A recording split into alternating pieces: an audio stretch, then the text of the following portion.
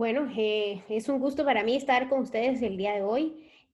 Vamos a hablar, les hice una clase muy general, pero yo sé que, bueno, cuando yo era residente, pues no hablamos mucho de este tema de cirugía bariátrica. Y pues la verdad, quería hacer como una clase de principios de cirugía bariátrica para comentar un poquito y para que ustedes me pudieran preguntar todo lo que tengan dudas y pues vamos a ir hablando un poquito de este tema. Entonces, como primero, lo más importante es saber que la obesidad es una epidemia a nivel mundial, que la OMS ahorita estima que hay 700 millones de personas obesas a nivel mundial y la vamos a clasificar según los grados de obesidad. Entonces yo sé que ustedes ya saben toda esta parte de los grados de obesidad, pero son simplemente para recordar que si ven en grado 1, 2 y 3, el grado 1 del índice de masa corporal de 30 a 34, grado 2 de 35 a 39 y grado 3 mayor de 40 y es lo que se conoce como obesidad mórbida.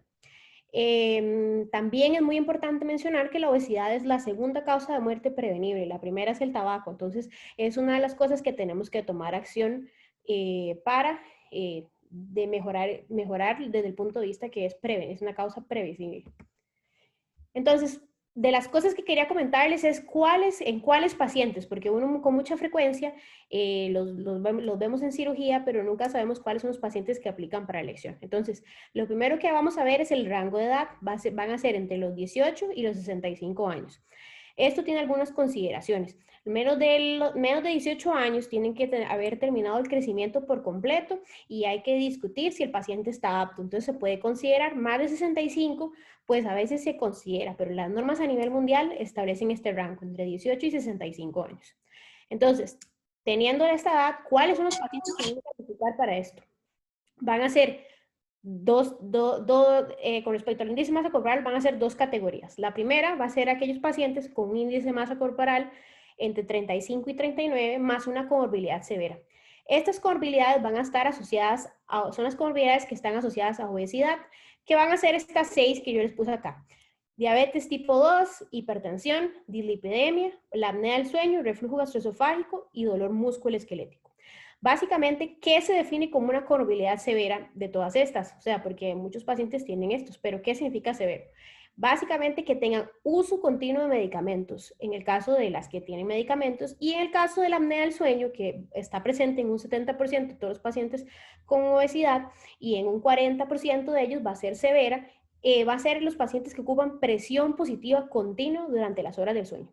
Entonces, cualquiera de todos estos pacientes va a tener una indicación, aunque vean que el índice de masa corporal es entre 35 y 39. O todos los pacientes con una obesidad mórbida, o sea, un índice de masa corporal mayor a 40. Estos son los que van a entrar en el programa. Hay cierta controversia de pacientes de índice de masa corporal entre 30 y 35, especialmente que tienen diabetes severa, y todavía están estudiando las indicaciones y todavía no sabemos si califican o no, pero está siendo revisado para ver si está dentro de las indicaciones. Entonces, ¿cuál es el objetivo de cirugía bariátrica? Básicamente el objetivo es mejorar las comorbilidades. Entonces, mejorar la enfermedad cardiovascular, mejorar la hipertensión, mejorar la diabetes, mejorar la apnea del sueño y mejorar la enfermedad articular. Entonces, esa es la razón por la cual hacemos cirugía bariátrica a estos pacientes.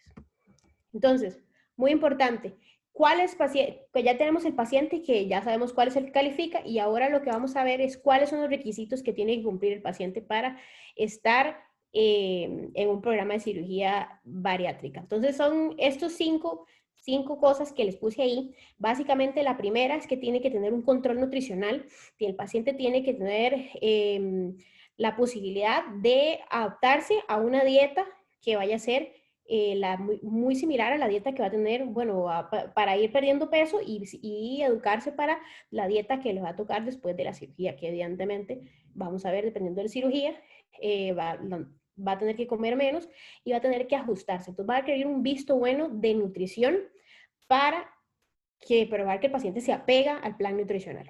La segunda, que es la indicación, la valoración por psicología o psiquiatría. Aquí normalmente nosotros en el hospital lo hacemos por psiquiatría, pero es una de las más importantes porque esta es la que va a definir en los pacientes si se pueden, o sea, porque van a pasar por un montón de cambios y si ellos pueden adaptarse a todos estos cambios Se ha demostrado en algunas series, todavía no está bien descrito, que sí, después de la cirugía bariátrica hay un aumento del riesgo de suicidio. Entonces, es muy importante tener una relación adecuada y que el psiquiatra o el psicólogo diga que el paciente es apto para el proceso de cirugía bariátrica. La tercera es básicamente que el paciente demuestre que puede perder peso. ¿Por qué? Porque es un factor de fallo o de la cirugía bariátrica. Entonces, durante el proceso, en las citas, tiene que el paciente, ayudado por el nutricionista, tiene que probar que puede perder peso.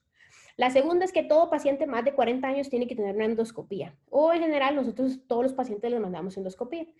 ¿Por qué? Porque hay que ver que no haya ninguna contraindicación, por ejemplo, la presencia de displasias o cáncer gástrico, o en algún caso, hernia hiatales, que es una contraindicación relativa, pero antes de la cirugía hay que explicar al paciente que va a requerir también reducir su hernia hiatal, cerrar las cruras, y va a ser no solo la manga, sino, o lo que vayamos a hacer, sino también parte del procedimiento de la hernia hiatal. Y lo quinto, que es básicamente se los puse ahí, es porque la decisión aunque todos los otros ya hayan dado el visto bueno y todo lo más se haya aprobado, básicamente la decisión es del cirujano bariatra. Es el que decide si el paciente califica o no califica para el procedimiento de cirugía bariátrica. Entonces, estos que les puse aquí son factores que están asociados a mayor morbimortalidad. Entonces, es un paciente, los pacientes hombres, los pacientes mayores de 50 años que tienen una insuficiencia cardíaca congestiva, los pacientes que tienen una enfermedad vascular periférica severa y los pacientes con enfermedad renal crónica. Son pacientes que van a tener mayor tendencia a complicaciones postquirúrgicas y al fallo.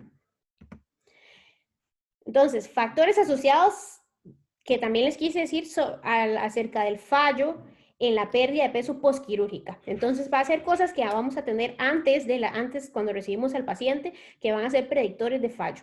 Primero, índice de masa corporal elevado. Vamos a ver que los superobesos y los mayores de 50 de índice de masa corporal van a tener una tendencia más importante al fallo.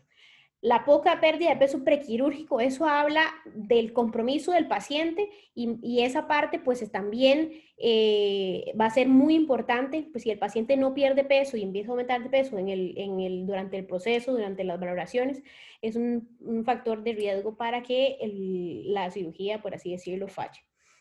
Los desórdenes de personalidad, como les dije, la parte psicológica es súper importante. Los pacientes tienen que poder apegarse al protocolo, sentirse bien con lo que están haciendo, ver los cambios que van a pasar. Su cuerpo va a pasar por muchos cambios y tienen que poder adaptarse. Y lo último es la genética. No está todavía muy estudiado lo del factor genético, pero se cree que hay pacientes que en su genética les impide bajar de peso. Entonces, básicamente, esa parte es algo que hay que considerar para saber que algunas veces por eso falla la cirugía bariátrica.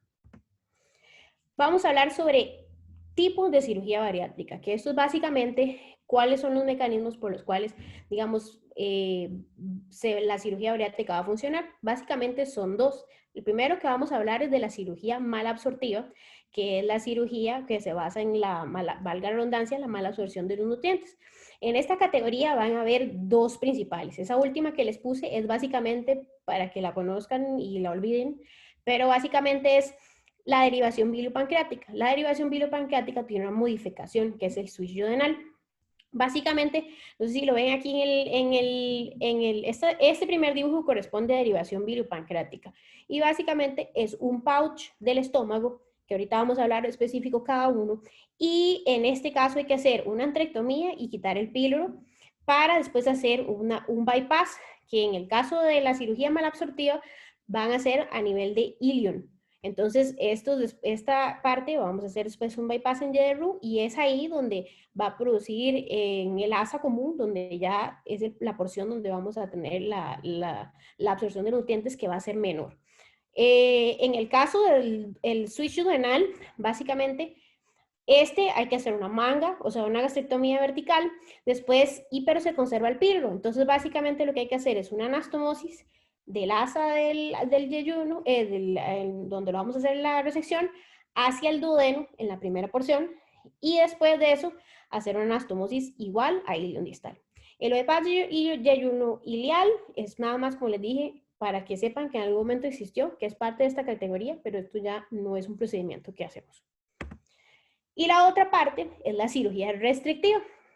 Entonces, en esa categoría van a ver las cirugías que meramente se basan en disminuir la capacidad del estómago. Entonces, en este caso, la banda gástrica, que ahorita vamos a hablar un poquito más, la gastrectomía vertical, que es la manga gástrica, y el bypass gástrico en YDRU.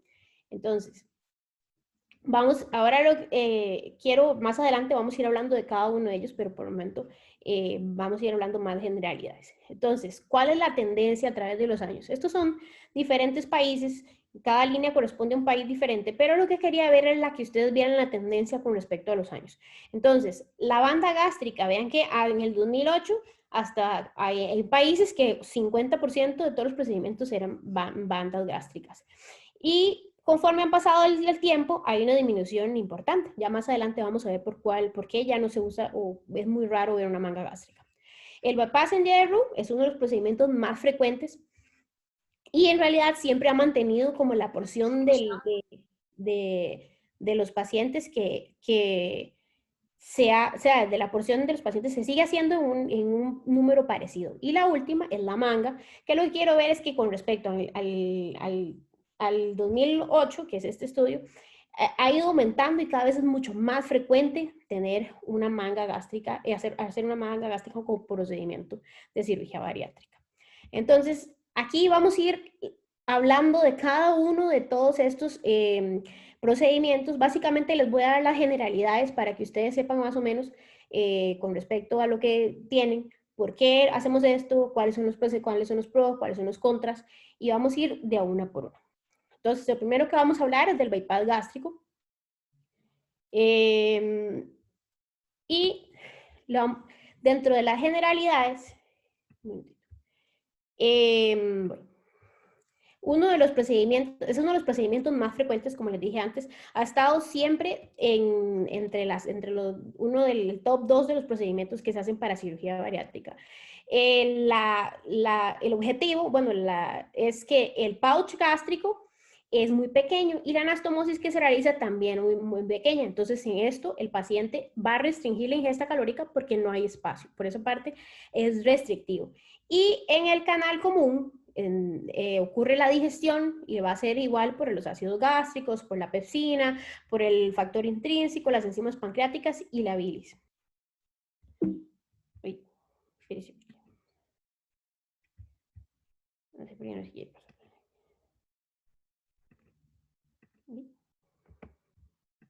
Uy, porque no se me pasa.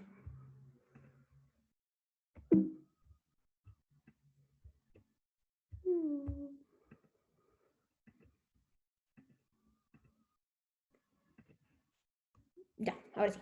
Entonces, vean, básicamente estos son un poquito de especificaciones técnicas que vamos a tener sobre el bypass gástrico. Entonces, la primera parte de la cirugía es que el estómago se va a realizar un pequeño pouch, que va a ser una bolsa pequeña, que es esta que se ve acá, que va a ser entre 15 y 30 mililitros.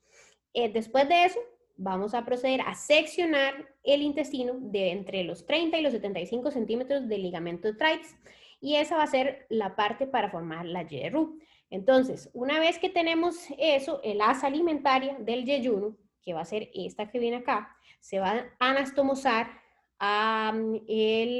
el pouch gástrico y después el asa biliopancreática se va a anastomosar entre los 75 y los 150 centímetros, o sea, del asa alimentaria, para formar el bypass en YDRU. Entonces, esto que les puse aquí es muy importante porque de ahora en adelante nos vamos a referir a este tema con estos términos. Entonces, vean, el pouch gástrico es el pequeñito, la bolsa gástrica que tenemos acá, la anastomosis proximal, que es la anastomosis del intestino con el estómago, el asa alimentaria, que es esta que se ve acá, el asa biliopancreática, que es la que tiene las secreciones del páncreas, la bilis, que viene de manera, donde se hace de aquí, donde se hace la y esto que es muy importante es el canal común, que es donde ya con las secreciones se va a producir la absorción de nutrientes. Entonces lo que va a pasar es que el objetivo es que toda la comida entre por el pouch gas, por el estómago, el pouch gástrico, y pase sin las enzimas del páncreas y las enzimas biliar y los ácidos biliares por todo ese segmento, y a partir del canal, en el canal común es donde se empieza la absorción de los nutrientes. Entonces ese es el objetivo de todas las cirugías malabsortivas. Entonces, ¿cuál es el mecanismo por el cual en el bypass hay pérdida de peso? Importante, este es uno de los mecanismos que va a ser mixto. Va a haber una porción restrictiva porque el pouch del estómago va a ser pequeñito, de 15 a 30 mililitros, y va a haber una porción mal absortiva porque hay un bypass del intestino en el asa alimentaria. Entonces, como es mixto, hay una mejor pérdida de peso a largo plazo que únicamente un procedimiento restrictivo, como lo es la manga o la banda.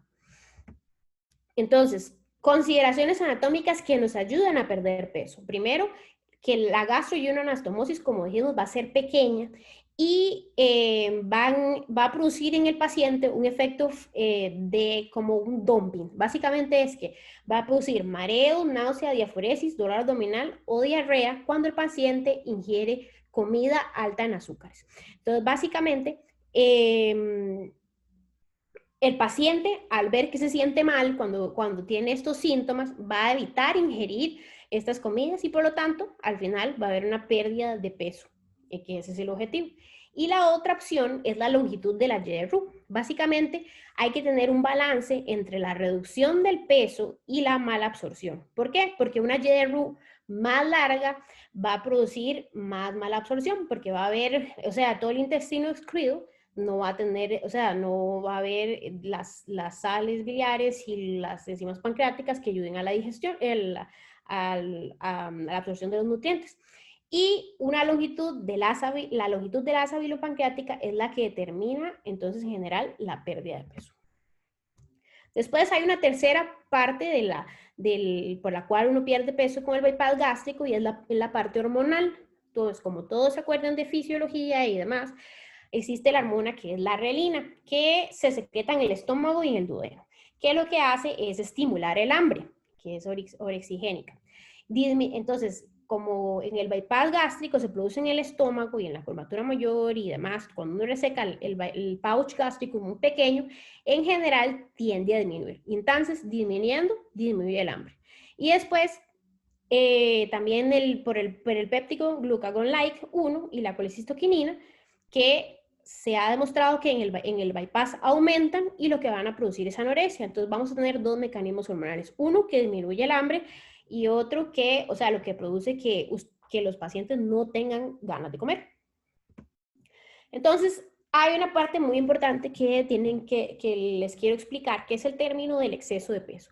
Uno, para un tamaño y un índice de masa corporal debe tener, para tener el peso justo, un peso, digamos, un peso determinado. Entonces, a partir de ese peso, ya donde ya empieza obesidad y donde empieza todos los grados de obesidad, va a haber lo que se llama el exceso de peso. La meta de la cirugía bariátrica es disminuir el exceso de peso. Entonces, todos los resultados vamos a ir midiendo con respecto a la disminución del exceso de peso en 2 años. Entonces, la expectativa para el bypass gástrico es que a los 2 años el paciente mantiene un 70% de la disminución del exceso de peso. Entonces, bastante buen resultado y por eso es uno de los procedimientos que hacemos con mucha más frecuencia. Después venimos con la segunda, que va a ser la manga gástrica, que es la que todos conocemos con mayor, la que hemos visto con mayor frecuencia. Entonces, primera vez que hablamos de manga gástrica fue en 1999. Inicialmente se usaba como un bypass, como un procedimiento, como un paso para hacer un switch duodenal, que ahora es el que hablamos antes, que tenía que tener primero una gastrectomía y después una anastomosis en Y hacia el hilón distal. Entonces se usaba en pacientes con alto riesgo que pesaban más de 60 de índice de masa corporal y era, como les dije, un primer paso. Actualmente puede ser ofrecido para gran cantidad de pacientes, ahorita vamos a ver, y para pacientes también con índice de masa corporal más bajo.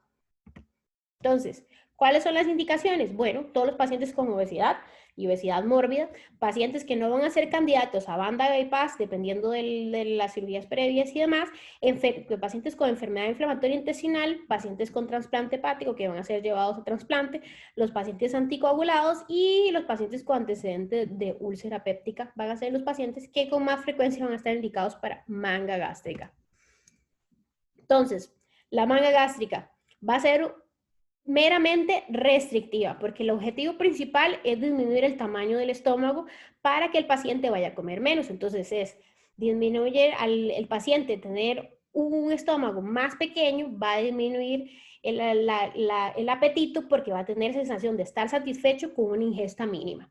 Y en el caso de hormonal, que también tiene un componente hormonal, es lo mismo que les estaba diciendo anteriormente con el bypass, es que a nivel de la curvatura mayor, están las células que producen la grelina y como le quitamos hasta el 80% del volumen del estómago, entonces disminuyen las células productoras y a largo plazo lo que va a hacer es disminuir el hambre. El paciente va a bajar de peso. Ventajas, bueno, no hay cuerpos extraños, como en el caso de la banda, no hay anastomosis, como en el caso de los otros procedimientos, no hay bypass, no hay mala absorción y básicamente vamos a ver después que va a tener bastantes buenos resultados y por eso es la que ahorita el procedimiento que más se está haciendo. La otra cosa es que se preserva el píloro, entonces es mucho más fisiológico. Y como les dije, al resecar la mayor parte del estómago se ha demostrado que tiene beneficios hormonales, que fue los que acabamos de mencionar, y la motilidad mejora. Y no se sabe por qué mecanismo todavía, pero sí tenemos una mejoría en ese caso. De esencia, la mayoría de las series hablan de un 0.3%. Y hasta un 5%, dependiendo de donde uno lea, y técnicamente es mucho más fácil de realizar porque no requiere anastomosis y nada más es realizar la transección del estómago. Entonces, pasos de una manga gástrica o casos que tienen que saber, lo que hay que hacer es una transección del estómago. Este boogie es una sonda de calibración. No sé si todos han tenido la oportunidad de entrar a una manga gástrica, pero es una sonda que nos guía para ver el tamaño del estómago. Se puede entre 32 y 40 French. Usualmente es entre 34 y 36 y eso nos va nos va a ser una guía para poder hacer la transección del estómago. Se debe hacer la misma empezando la manga de 2 a 6 centímetros anterior al píloro. De ahí para allá, o sea, esta distancia entre el píloro y la manga donde ya empieza, debe ser de 2 a 6 centímetros, más o menos. Realizar obviamente el tubo gástrico, que es este, y es la línea de grapas más larga en todos los procedimientos de cirugía. Es la línea que tiene más grapas. Es como un dato curioso, pero para que ustedes sepan. El pouch que realizamos en la manga gástrica va a ser de aproximadamente unos 100, 200 mililitros, dependiendo del tamaño y de la longitud del estómago, por supuesto. Entonces, ¿cuáles son los mecanismos por los cuales existe la pérdida de peso cuando hablamos de una manga gástrica? Primero, lo más importante es que es un procedimiento restrictivo, o sea, al quitamos el estómago, disminuye el volumen, la ingesta es menor y la saciedad es más temprana con menos volumen de comida. Y la otra cosa son los cambios hormonales. Ya sabemos que los niveles de grelina disminuyen y aumentan el péptido glucagon-like 1 y el péptido YY, que lo que van a hacer al final en conjunto va a hacer que haya menos hambre y al final con la disminución del peso se va a mejorar la resistencia a la insulina y en los pacientes se va a hacer mejorar también el control glicémico. Por eso ayuda a las comorbilidades como en este caso la diabetes. Entonces, fugas. Bueno, ya les dije que lo normal, bueno, lo que más o menos reporta la literatura es un 0.3%. Es un poquito más que el bypass. Esta razón es porque hay un aumento de la presión, porque la manga se va a quedar entre dos esfínteres, el esfínter esofágico y el píloro. Entonces, hay un aumento de presión, pero es relativamente y casi que ni estadísticamente significativo. Entonces, tiene un problema, que es que básicamente los pacientes sí desarrollan un reflujo gastroesofágico posterior a la cirugía que puede andar tan alto como de un 40%. dentro de las contraindicaciones relativas, les quise mencionar esta en especial porque es esófago ovario de displasia, puede ser una contraindicación relativa. ¿Por qué? Porque esos pacientes, si llegan a desarrollar una neoplasia de esófago, va a pasar que van a ocupar probablemente un ascenso gástrico. Cuando hacemos una manga, vamos a desvascularizar la curvatura mayor. Entonces vamos a quitar todas las gastroepiplóicas y los gástricos cortos. Y para lograr hacer un ascenso, la vascularidad es de la curvatura mayor porque normalmente se liga a la gástrica izquierda. Entonces, es una contraindicación relativa si hay alguna esófago ovario en una displasia, porque suponiendo que en algún momento el paciente vaya a necesitar algún otro procedimiento. En cuanto a la expectativa de la pérdida de peso, vemos que a 2 años del exceso de peso es de un 60%. El bypass tenía un 70%, entonces es bastante bueno en general la pérdida de peso que tenemos. Esta se las quiero mencionar para que se la conozcan, pero básicamente cada vez está en más desuso y nada más es básicamente para que la conozcan. Entonces, vean, procedimiento estrictamente restrictivo. En este momento es raro en la actualidad. ¿Por qué? Porque la pérdida de peso es modesta.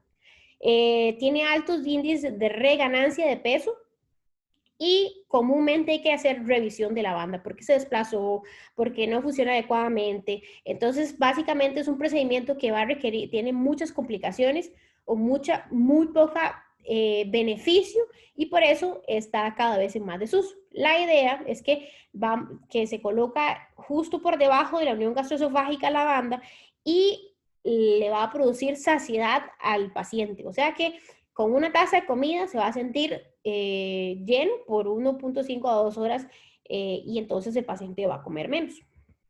Se coloca de guía laparoscópica normalmente y tiene un balón inflable que se va hacia subcutáneo y con este balón uno puede inflar o desinflar la manga con solución salina. Ya les expliqué esto, que es colocado en la parte proximal del estómago, justo por debajo de la unión gastroesofágica y que se puede ajustar con solución salina. Entonces, aquí vemos donde se coloca el reservorio, por ahí es donde se puede inyectar para inflar o desinflar la manga dependiendo de lo que uno quiera. La expectativa del exceso de peso a 2 años es de el 50 al 60%, uno que me pensaría que es bastante bueno, pero acuérdense que hay una reganancia de peso bastante importante y en general la pérdida de peso no es tan buena como en los otros métodos. Ahora vamos a hablar un poquito más de lo que son los procedimientos malabsortivos. O sea, vamos a cambiar un poquito. Los que hablamos anteriormente son los procedimientos restrictivos y ahora vamos a hablar primero del bypass biliopancreático. Entonces, normalmente lo vamos a hacer en pacientes superobesos, o sea, con índice de masa corporal de más de 50. O es un procedimiento de conversión en caso de falla a los procedimientos previos. Por ejemplo, cuando hacemos una manga gástrica, el paciente aún así no disminuye peso, es un procedimiento que podemos llegar a hacer después en una segunda intervención, cuando vamos a hacer una revisión de la manga gástrica.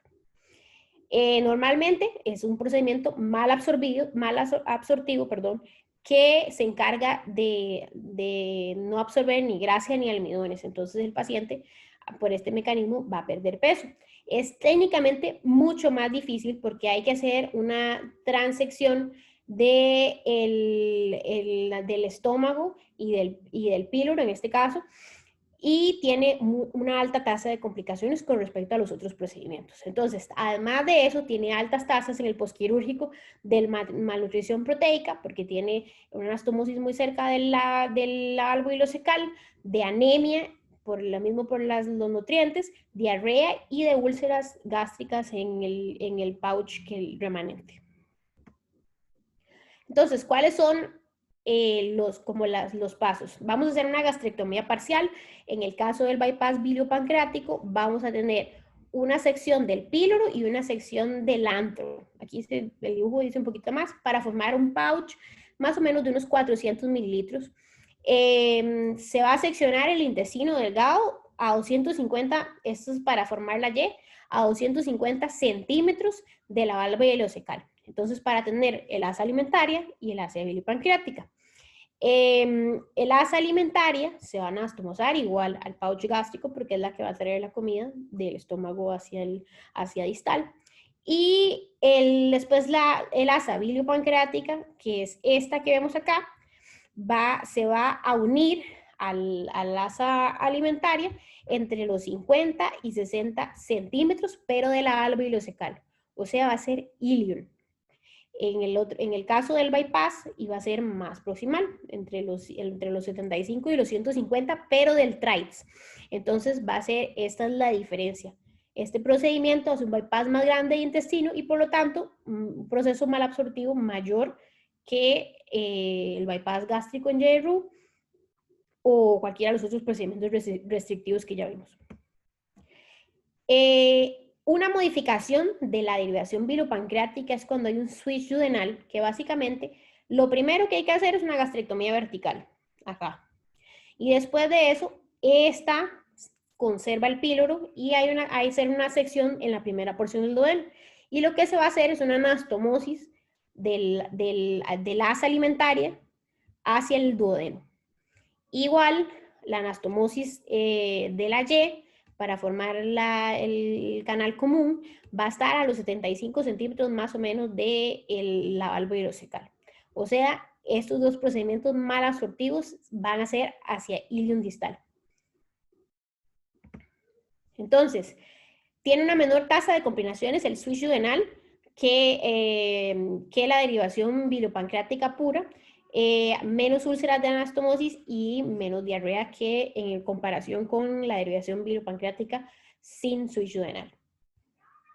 La expectativa, que es que la pérdida del exceso de peso a 2 años entre un 70 y un 80%. Entonces, si lo van viendo, lo van comparando con el bypass y con la manga gástrica, en que era del 60% de la manga y del 70% el bypass gástrico, se espera que tiene una mayor pérdida de peso, pero como ya les explicamos, tiene muchos más tasas de complicación y por eso está reservado como un procedimiento para revisión o para pacientes superobesos con índice de masa corporal de más de 50.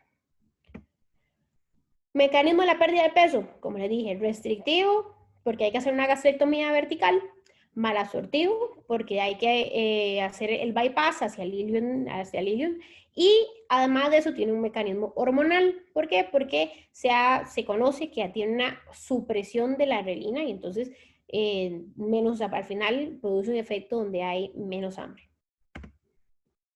Hay una modificación, este procedimiento que es una única anastomosis, que este procedimiento es el que se ha estado estudiando un poquito más en los últimos años, y que es básicamente que se hace una anastomosis única entre los 150 y los 180 del asa biliopancreática hacia el estómago y se hace igual una manga gástrica. La expectativa, lo que se lleva por lo menos de ahorita, es que vaya una disminución del peso hasta un 85%. Es un procedimiento que todavía no estamos muy seguros y básicamente está siendo revisado. A ver qué tanta malabsorción y equilibrio entre la pérdida de peso hay todavía. Entonces, después les quería hablar un poquito de procedimientos que son todavía un poco más raros, como es el balón intragástrico, que tiene la característica de que es un procedimiento meramente restrictivo con la función principal de producir saciedad y restricción. Es un procedimiento que se puede considerar en pacientes con obesidad grado 1, o sea, entre 30 y 35, que todavía no son candidatos a una cirugía bariátrica. Tiene un inconveniente que es que se tiene que insertar y remover endoscópicamente, y la idea es que el balón se llena con 400 a 700 mililitros de solución salina. El inconveniente es que es un máximo de 6 meses porque a partir de este momento aumenta la incidencia de fugas del balón y puede migrar. Entonces es muy peligroso y se debe retirar a los 6 meses. La expectativa es que por esos 6 meses el peso que se disminuye se mantiene a 2 años en un 70%. Entonces di esa parte, o sea, pero es solo por 6 meses. Estos que están aquí, básicamente es para que los conozcan, los olviden, algún momento se hicieron, ya no se hacen. Se hacía un bypass yeyunoilial, que básicamente era hacer una anastomosis al yeyuno terminal. Mucha malnutrición, mucha diarrea, muchas complicaciones, básicamente ya no se hace. Y esta que es una gastroplastía vertical con una banda, o sea que vea que se hizo hacer como una manga y asociado a una banda, básicamente tenía muchos problemas restrictivos, mucha mala tolerancia a la oral, entonces se abandonó, ya no se hace. Y por último, porque en realidad era una clase que nada más quería como que todo fuera como muy corto para que no llenara de información, es cuáles pacientes va a estar contraindicado el procedimiento. Entonces, todas estas van a ser contraindicaciones relativas, o sea, básicamente se puede discutir o no, pero van a ser contraindicaciones en fin. Entonces, pacientes con falla cardíaca severa, que pacientes con enfermedad arterial coronaria inestable, o sea, que vayan a requerir un bypass gástrico, que, o sea, tengan una enfermedad cardiovascular importante a nivel de las arterias, pacientes con enfermedad pulmonar terminal, por supuesto, en pacientes que tengan un diagnóstico activo de cáncer, o sea, no van a ser pacientes que van a ser candidatos. La cirrosis con hipertensión portal está muy discutido en cuándo sí y cuándo no, pero bueno, es una de las cosas que puede ser una contraindicación relativa. En pacientes que tienen etilismo o toxicomanías no controladas, o sea, que están activos, son pacientes que en realidad son contraindicaciones relativas. La coagulopatía no corregible, en los pacientes normalmente están anticoagulados por algún motivo, se prefiere hacer una manga, pero si la coagulopatía no es corregible, es una contraindicación. Obviamente, pacientes que tienen una contraindicación anestésica, los pacientes que no se pueden dormir o que tienen o sea, que tienen un alto riesgo quirúrgico, pues esos pacientes ya no serían candidatos a cirugía bariátrica. Todos los pacientes que tengan úlceras pépticas activas, es necesario que ya estén sanas, hay que darles tratamiento y esperar a que estén sanas, repetir la endoscopía y una vez que ya esté ya cicatrizada la úlcera, se puede pensar en un procedimiento de cirugía bariátrica. En embarazadas, pues mientras estén embarazadas, por supuesto que no. Pero si ya estaba en el protocolo, lo que se debe hacer es diferir la cirugía de 12 a 18 meses posterior al parto. Pues lógico, en pacientes con expectativa de vida muy corta, que ya se vayan a fallecer porque, no sé, tiene una insuficiencia renal crónica fase terminal o porque una enfermedad cardíaca también fase terminal, o sea, ese tipo de pacientes no solo con cáncer, sino más bien con otras comorbilidades ya que sean terminales. Y el último es capacidad intelectual reducida. Eso se ha demostrado que tiene un papel muy importante porque si el paciente no se puede apegar al proceso y al posquirúrgico de la cirugía bariátrica, pues es una de las cosas que ha probado que tiene menos éxito. Entonces siempre va a ser importante considerar esos pacientes que no se puedan, no sé, pacientes que no se puedan eh, apegar como tal, debido a que su capacidad intelectual o sea, no los permite hacer las 5 comidas diarias, comer menos, hacerse su comida. Esa parte es una de las partes muy importantes. Entonces, en realidad, la cirugía bariátrica, eh, la intención es mejorar las comorbilidades. La mayor, 99 puntos casi en las cirugías está haciendo por la laparoscopía. Todavía hay algunos lugares del mundo donde se hace abierta, pero es súper poquito. Es una cirugía que al hacerse laparoscópica es mínimamente invasiva y normalmente tiene buenos resultados y mejoría de las comorbilidades. Entonces es una parte a pensar de cuando tenemos un paciente muy obeso para también darle un abordaje integral y pues ese es como el plan. No sé si tienen alguna pregunta, algo que quieran, algún comentario, doctor Suárez. Doc, yo tengo una duda. Cuando se está valorando al paciente para determinar si se le va a hacer una manga o un bypass, eh, que se habla de la pérdida de peso previo. ¿Cuánto tienen que demostrar los pacientes que pierden de peso para que sean candidatos? Normalmente, o sea, la reducción del peso hasta, digamos, uno va probando que siempre vayan en disminución con respecto a las consultas, pero usualmente un 20% del peso, del exceso de peso, más o menos, para que sea. Lo importante es que el paciente siempre, siempre vaya en disminución de su peso.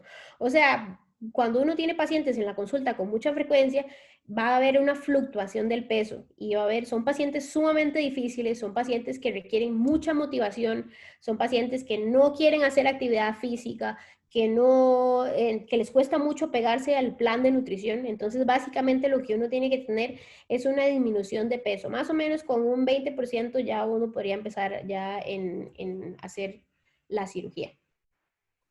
Ok, gracias, doctor. ¿Alguien más? ¿Alguna pregunta? Yo tenía una pregunta. Dígame. Casi todos los estudios bueno, que he visto, que se ha hablado también aquí, fueron bueno, como de un control de año y medio, 2 años. ¿Qué es lo que pasa ya después de esos 2 años, 5 o 10 años con las cirugías más frecuentes?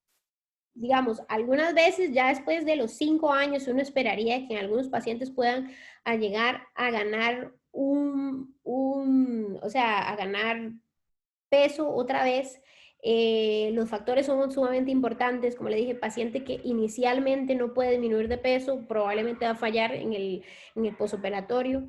En estos pacientes que no logran llegar a la meta, a disminuir el peso, lo que hay, algunas veces hay que plantearse una cirugía de revisión, básicamente ver qué fue lo que pasó, hacer, convertir, digamos, no sé, una manga, a convertir la bypass, hacer, o sea, una modificación, porque si el paciente no llega a la meta, pues muchas veces hay muchas causas de fallo en la cirugía y pues hay que irlo viendo. Normalmente en la consulta lo que hacemos es que le damos seguimiento al paciente después de operado, los primeros meses, después hay que hacer una endoscopía al año y si el paciente logra disminuir de peso y seguir en los controles disminuyendo de peso, les damos ya de alta. Habría que ver si hubiera alguna reganancia y entonces ya habría que referirlo otra vez y hacer un procedimiento de revisión, pero de momento ese es como el objetivo. Ok, ok. Y digamos, si uno hace digamos que en el bypass y no le sirve, lo que hacen es cambiar el punto de la Y o qué es exactamente.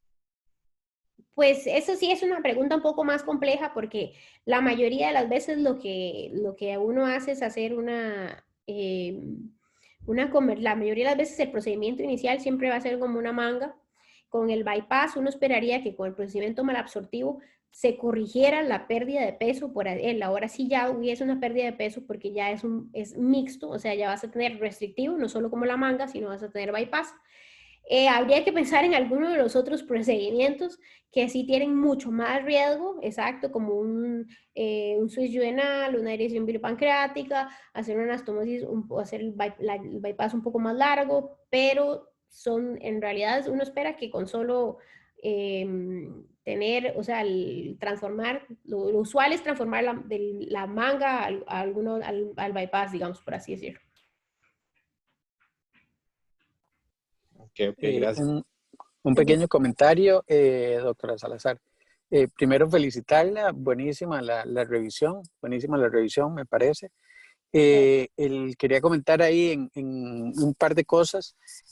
Bueno, último, antes de que se me olvide, con esto que dices, Fabián, muchas veces las revisiones hay que personalizarlas mucho. En el caso del bypass, algunas veces es revisar el diámetro de la anastomosis gastroentérica, ¿verdad? Y muchas veces esa revisión puede ser endoscópica con realizando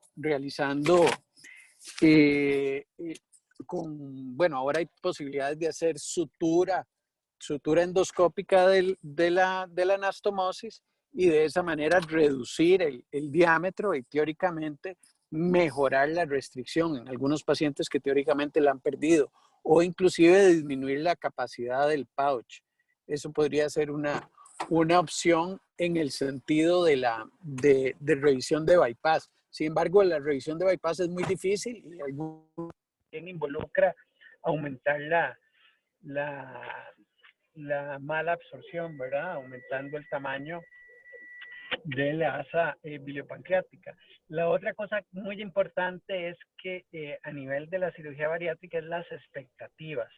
Muchas veces se piensa que la expectativa es llegar a ser una persona completamente delgada, con un índice de masa corporal de 25 o menos, pero como dice la doctora Salazar, lo más importante es el control de las comorbilidades.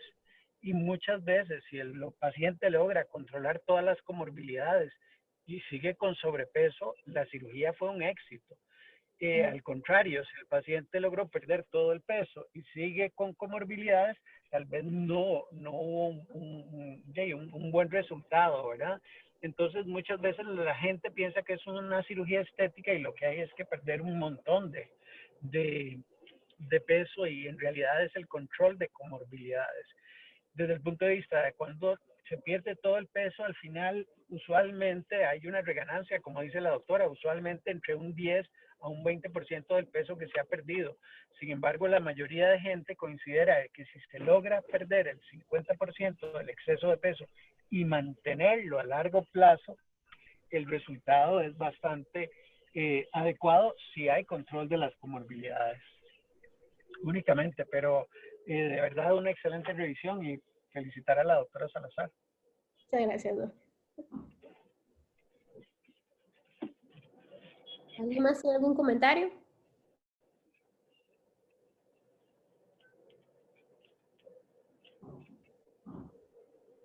Yo tengo una pregunta, pero no sé si es una pregunta tonta, perdón, pero la voy a hacer. ¿Es de rutina hacer colecistectomía, sobre todo en los bypass, o no tiene ninguna cabida hacer colecistectomía? Hay un 36% de los pacientes, cuando normalmente la primera semana los pacientes pierden hasta 8 o 10 kilos después del procedimiento, digamos, tienen una pérdida rápida, hasta un 36% de los pacientes pueden llegar a tener colelitiasis. Como rutina no está indicado, pero si tienen colelitiasis a la hora de hacer la cirugía, normalmente sí hay colistectomía asociada. No sé si el doctor Suárez tiene alguna otra cosa, pero en general no, de una rutina. Sí, para nada es una pregunta tonta, sino más bien yo pienso que es súper importante. Hay grupos que hacen colecistectomía siempre de rutina. Por ejemplo, bueno, hay varios grupos que hacen siempre colecistectomía por eso, por el que el porcentaje de que hacen cálculos es importante. Otra gente, en algunos casos, si se considera de que el paciente lo amerita o que uno quiere mantenerlo, digamos, sobre todo si tiene uno una manga o si la cirugía, digamos, va a seguir manteniendo acceso al duodeno, uno puede, digamos que puede jugársela porque y darle al paciente ácido quenodesoxicólico bueno, las versiones comerciales que hay, Ursodiol, Actigal o Litoxa, básicamente para disminuir el chance de que se haga barro biliar y que se hagan núcleos paralitos, ¿verdad? Que no siempre funciona, pero a veces es una opción, sabiendo de que uno va a tener acceso al duodeno para hacer una CPR en caso de que haga una colelitiasis. En el caso del bypass, es muy controversial y mucha gente hace colecistectomía de una vez, sobre todo a veces en pacientes que por alguna razón, ya sea antecedentes familiares, a veces por cuestiones de que pacientes muy jóvenes, está totalmente justificado y muchísimas series hacen colecistectomía todo el tiempo, ¿verdad? Igual alguna gente los opera en el mismo tiempo, hay gente en diferido, pero hay mucha gente que le hace colecistectomía todo el tiempo. Muchas gracias a los dos. Y otra preguntita. Aquí en el Calderón Guardia, ¿estos pacientes también son evaluados pre o post operatorio por terapia física? Bien, es que no está dentro de parte del protocolo porque a nivel mundial, digamos, de las cosas que estuvimos como revisando, no es parte del protocolo, pero por ejemplo, digamos, los míos, yo siempre o sea, la mayoría de los pacientes los manda a ortopedia, ya sea porque tienen una artrosis severa de rodilla, porque tienen problemas de columna importantes, porque, o sea, tienen algo más extra, entonces todo, por lo menos yo todos los pacientes los mando a terapia física para que, porque la mayoría la mayoría de nuestros pacientes vienen desde ortopedia para mejorar dolores articulares, o sea, todas estas cosas.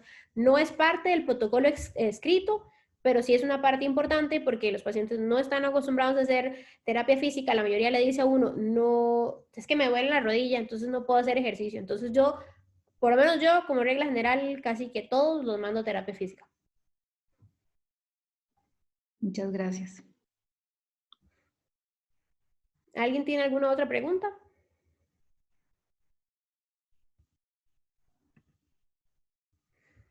Bueno, entonces muchísimas gracias a todos por estar aquí un ratito con nosotros discutiendo este tema. Y excelente. Muchas gracias a todos por estar aquí. Gracias, doctor Suárez. Gracias, doctora López. Y nos estamos viendo. Feliz Navidad a los que no voy a ver. Gracias a vos. Muchas gracias a vos. Gracias, doctora. Nos vemos. Excelente. Esperamos que regresen pronto los que están fuera. Ya.